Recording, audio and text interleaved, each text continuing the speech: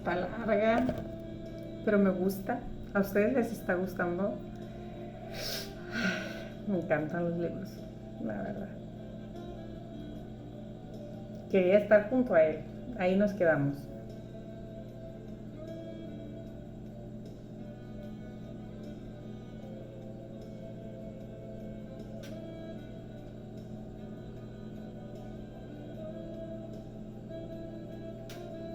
Pero entonces, no entró ningún alumno nuevo en nuestra clase, no, pero yo hice simplemente lo que me apetecía y me senté por las buenas a tu lado. El chico con el que cambié de sitio solo se extrañó y me dejó hacer. El cura notó una vez que allí se había producido un cambio. En general, cada vez que tiene que dirigirse a mí, algo le inquieta oscuramente. Sabe muy bien que me llamo Demián y que yo, con un apellido empezando con la letra D, no debo estar detrás entre las 5, pero eso no llega a su conciencia porque mi voluntad se lo impide y porque yo le pongo obstáculos. El buen hombre se da cuenta de que hay algo que no funciona, me mira y empieza a devanarse los sesos. Pero tengo un remedio muy sencillo, siempre le miro fijamente a los ojos. La mayoría de la gente no lo resiste. Todos se ponen muy inquietos. Cuando quieras conseguir algo de alguien, le miras inesperadamente a los ojos con firmeza. Si ves que no se intranquiliza, puedes renunciar a tu deseo. No vas a conseguir nada de él. Yo no conozco más que una persona con la que me falla el sistema. ¿Quién? Pregunté rápidamente. Me miró con los ojos levemente guiñados, como cuando pensaba intensamente. Luego los apartó y no dio ninguna respuesta. A pesar de la curiosidad tan fuerte que sentía, no pude repetir la pregunta. Creo, sin embargo, que se refería a su madre. Parecía vivir con ella en una confianza total. Sin embargo, nunca me hablaba de ella, ni me llevaba a su casa. Yo apenas la conocía. En aquella época intenté algunas veces imitarle y concentrar mi voluntad sobre un deseo con toda intensidad para conseguirlo. Eran deseos que me parecían bastante apremiantes, pero no lograba nada. Nunca me atreví a hablar de ello con Demián. Lo que yo deseaba no hubiera podido confesárselo y él tampoco preguntaba. Mi fe religiosa había sufrido entre tanto bastante deterioro.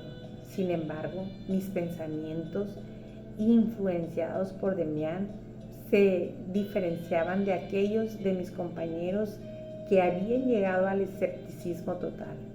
Había unos cuantos que ocasionalmente dejaban caer frases sobre el ridículo e indigno que era creer aún en Dios y en las historietas tales como aquello de la Santísima Trinidad y la Inmaculada Concepción, y que opinaban que era una vergüenza seguir contando todavía semejantes patrañas. Yo no pensaba así en absoluto. Aún en los casos de duda, conocí a través de las experiencias de mi niñez la realidad de una vida piadosa como la que llevaban mis padres y sabía que no era indigna y mucho menos falsa.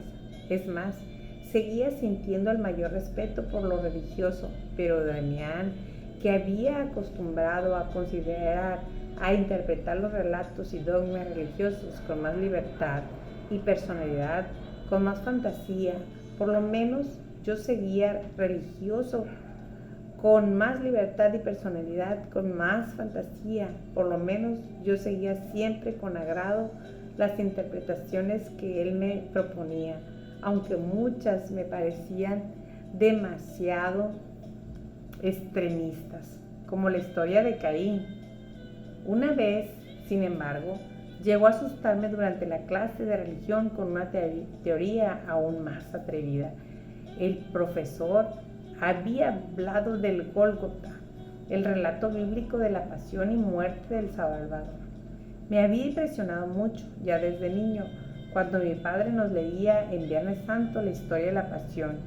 Yo vivía profundamente emocionado en ese mundo dolorosamente hermoso de Getsemaní y del Golgota, pálido y fantasmal, pero tremendamente vivo. Cuando escuchaba la pasión según San Mateo de Bach, el sombrío y poderoso fulgor del dolor que irradiaba aquel mundo misterioso me inundaba con estremecimientos místicos. Aún hoy esta música y el actos trágicos son para mí la quinta esencia de la poesía y la expresión artística.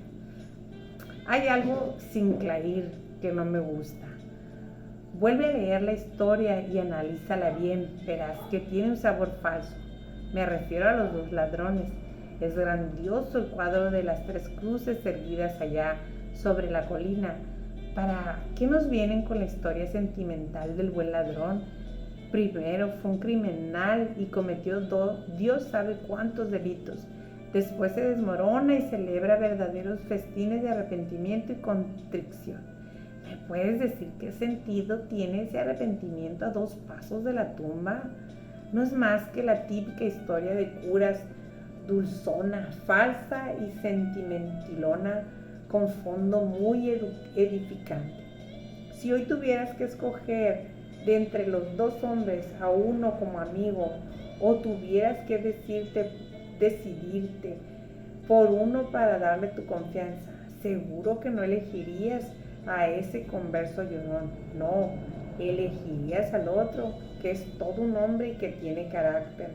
Le importa 3 pitos la conversión, que dada su situación no puede ser más que palabrería, y sigue su camino hasta el final sin renegar en el último momento, cobardemente del demonio que le había ayudado hasta entonces.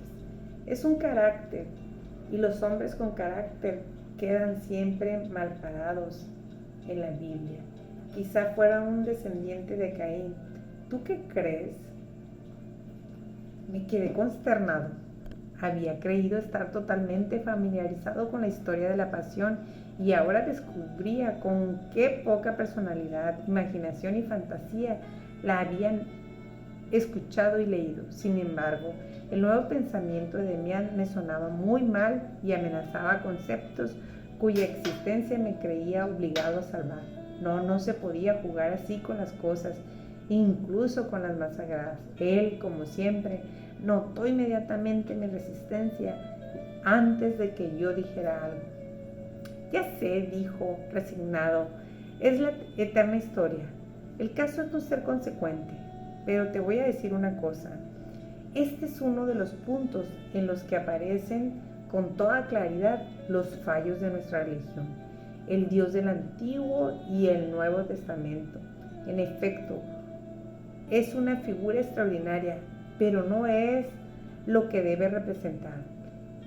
Él es lo bueno, lo noble, lo paternal, lo hermoso y también lo elevado y lo sentimental. De acuerdo.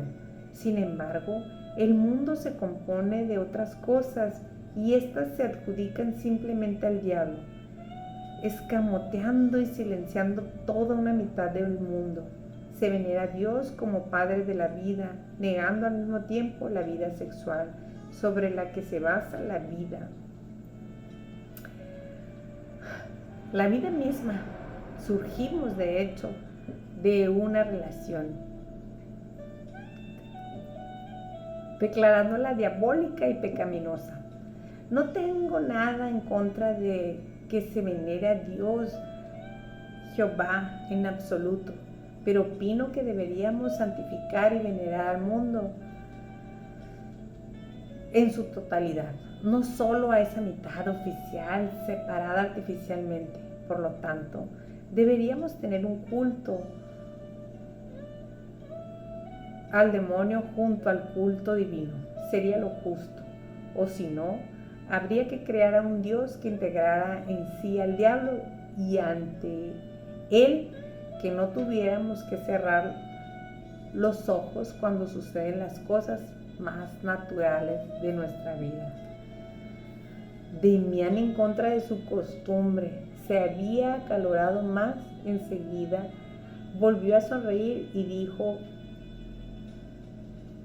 que ya no iba a acosarme con esos temas. Sus palabras dieron en el misterio de mis años infantiles, misterio que sentía en cada momento.